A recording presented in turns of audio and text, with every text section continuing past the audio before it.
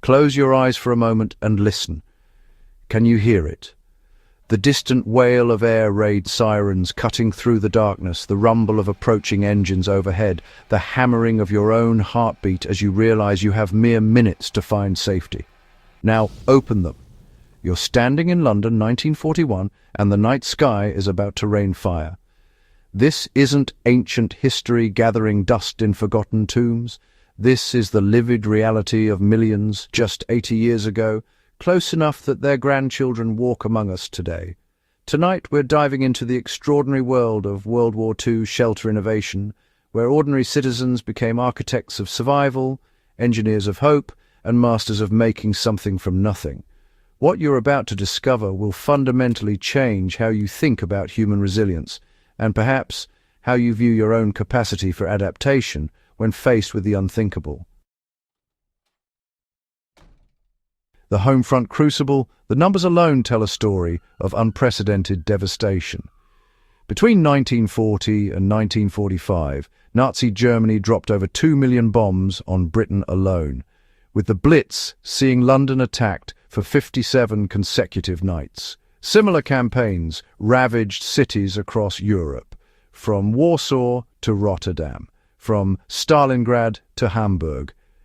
Government-issued shelters, when they existed at all, were woefully inadequate for the scale of the onslaught. Official bunkers could accommodate only a fraction of urban populations, and rural communities were often completely overlooked in civil defense planning.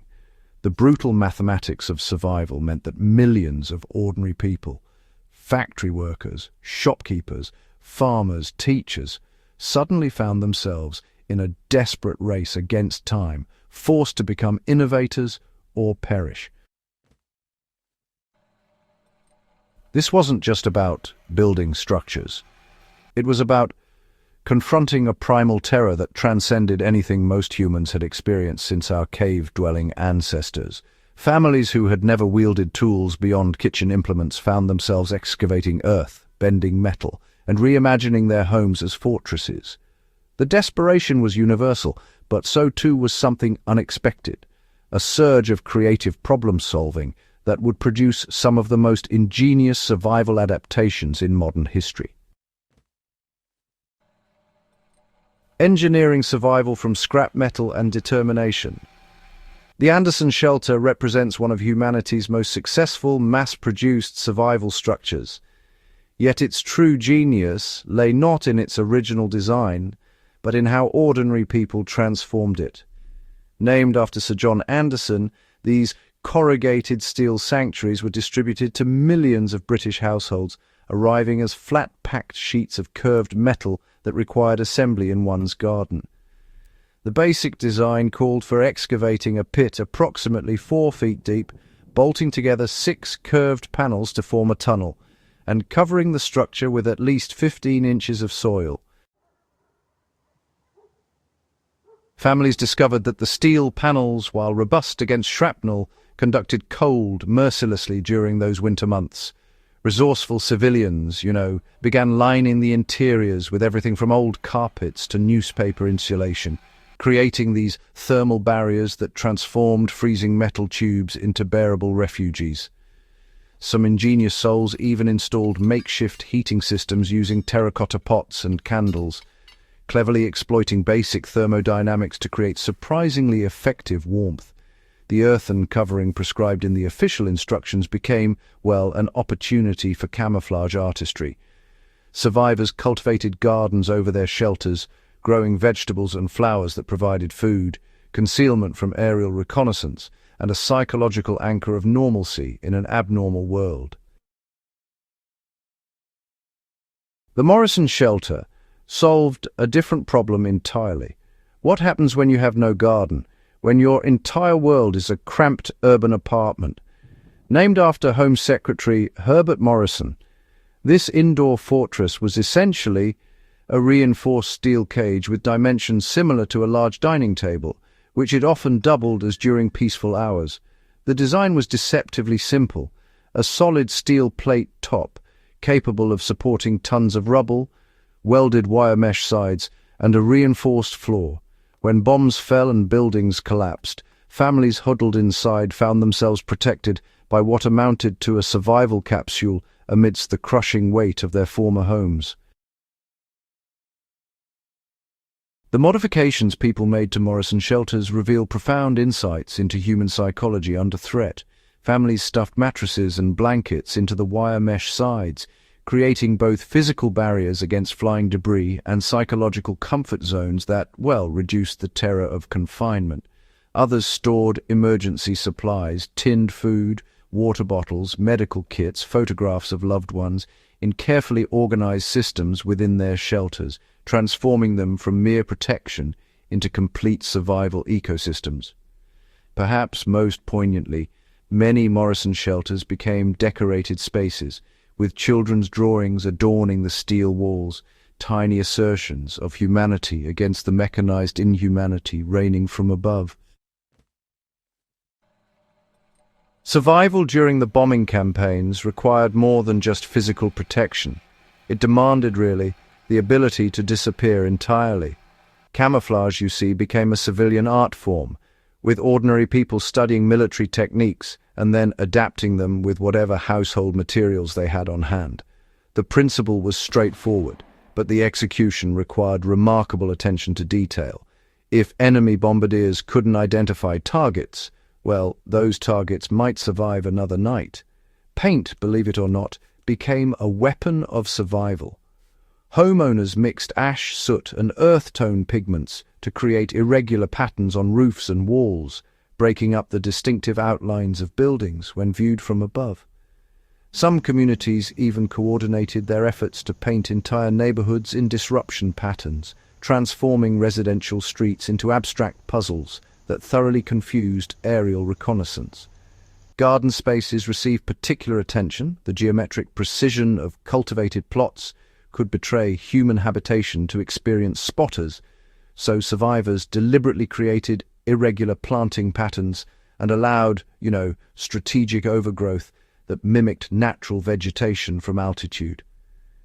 Light discipline, though, represented perhaps the most critical aspect of concealment. A single unshielded candle could mark a target for bombardiers thousands of feet above. The ingenious solutions people devised to manage light while still maintaining livable conditions inside shelters really demonstrate a remarkable understanding of practical physics. Multiple layers of blackout curtains, often improvised from old blankets or darkened fabric, created airlocks that allowed movement without any light escape. Some shelters incorporated angled entrance tunnels that prevented direct line of sight to the interior, while others used periscope-like mirror systems that let occupants monitor the outside world without exposing light sources. Building a shelter solved only the first problem of survival. Sustaining life inside those confined spaces for hours or days required equally ingenious solutions. Ventilation presented the most immediate challenge. Sealed spaces that protected against blast effects could suffocate occupants within hours. Old vacuum cleaners, stripped of their dust collection systems and reversed to blow rather than suck, became manual ventilators. Bicycle pumps were adapted with extended hoses to draw fresh air from above ground. Some shelters incorporated wind-powered ventilation, using simple turbines fashioned from scrap metal.